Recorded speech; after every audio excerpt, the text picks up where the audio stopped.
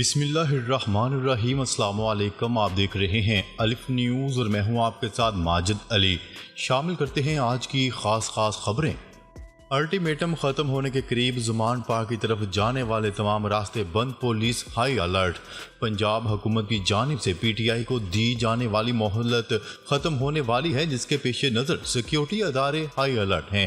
گزشتہ روز نگراں وزیر اطلاعات عامر میر نے عمران خان کو زمان پارک میں موجود افراد کو پولیس کے حوالے کرنے کے لیے 24 گھنٹے کا الٹیمیٹم دیتے ہوئے کہا تھا کہ لاہور میں عسکری تنصیبات پر حملہ کرنے والے 30 سے 40 افراد زمان پارک میں عمران خان کی رہائش گاہ میں پناہ لیے ہوئے ہیں، اور اگر آئندہ 24 گھنٹے میں انہیں پولیس کے حوالے نہیں کیا گیا تو کارروائی کی جائے گی۔ پنجاب حکومت کی جانب سے دی جانے والی ڈیڈ لائن ختم ہونے کے قریب ہے، جس کے پیش نظر پولیس کو الرٹ رکھا گیا ہے اور زمان پارک کی طرف جانے والے تمام راستے بند کر دیے گئے ہیں۔ ذرائع کا کہنا ہے کہ پولیس اور سیکیورٹی ادارے ڈیڈ لائن ختم ہونے کے بعد کی حکمت عملی پر غور کر رہے ہیں۔ زمان پارک جانے والے تمام راستے مکمل طور پر بند کر دیے گئے اور پولیس کی بھاری نفری زمان پارک کے چاروں اطراف محاصرہ کیے ہوئے ہے۔ آئی جی پنجاب اور سی سی پی او لاہور نے پولیس کو الرٹ رہنے کا حکم دیا ہے۔ پولیس لائنز قلعہ گجر سنگھ کے قریب کنٹینر پہنچا دیے گئے ہیں اور علاقہ مکینوں کو شناخت کے بعد داخلے کی اجازت دی جا رہی ہے۔ بڑھتے ہیں اگلی خبر کی جانب۔ روس کا یوکرین پر حملہ، پیٹریاٹ میزائل سسٹم تباہ۔ روسی فوج کے یوکرین میں امریکہ کے دیے گئے جدید ترین پیٹریاٹ میزائل سسٹم پر حملے سے دفاعی نظام کو نقصان پہنچا۔ امریکی دفاعی عہدیدار نے حملے کی تصدیق کرتے ہوئے بتایا کہ یوکرین میں پیٹریاٹ سسٹم کے نزدیک نامعلوم پروجیکٹائل گرنے سے سسٹم کو نقصان پہنچا۔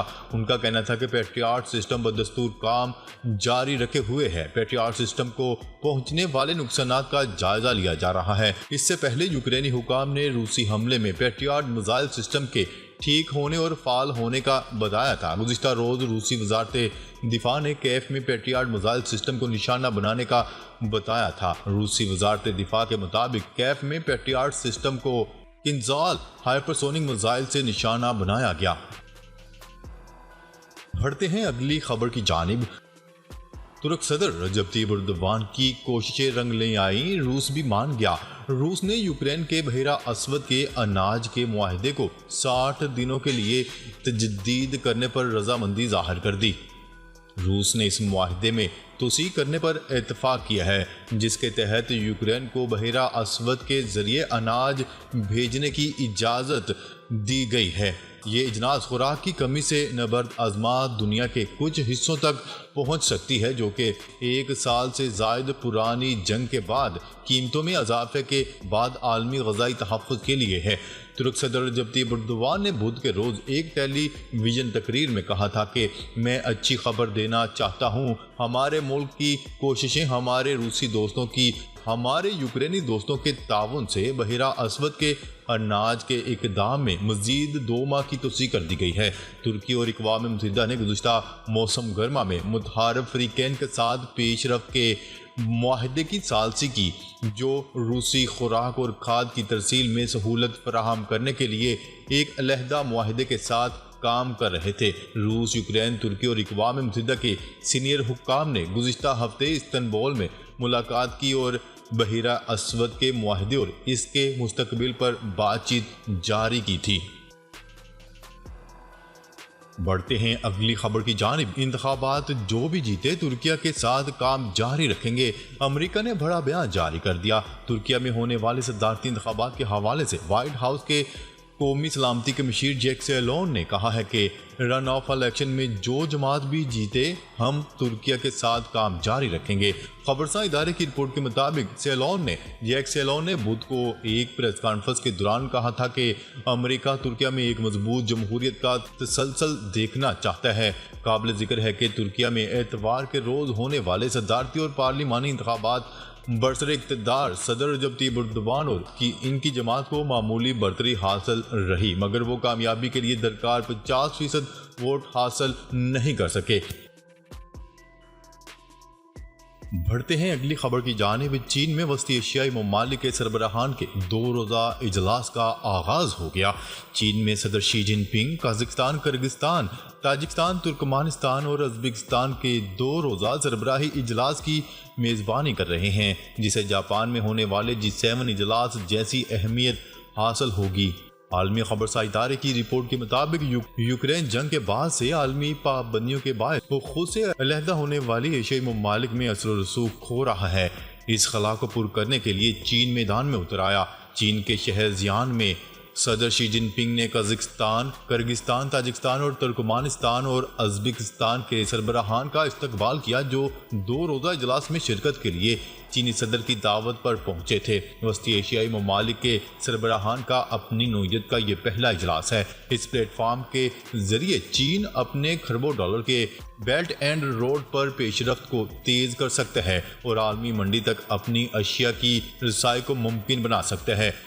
یاد رہے کہ چین نے وسطی ایشیائی ممالک کے پہلے اجلاس کے لیے اپنے تاریخی شہر زیان کا انتخاب اس لیے کیا کہ یہی وہ شہر ہے جہاں سے ایک زمانے میں شاہراہ ریشم کا آغاز کیا گیا تھا۔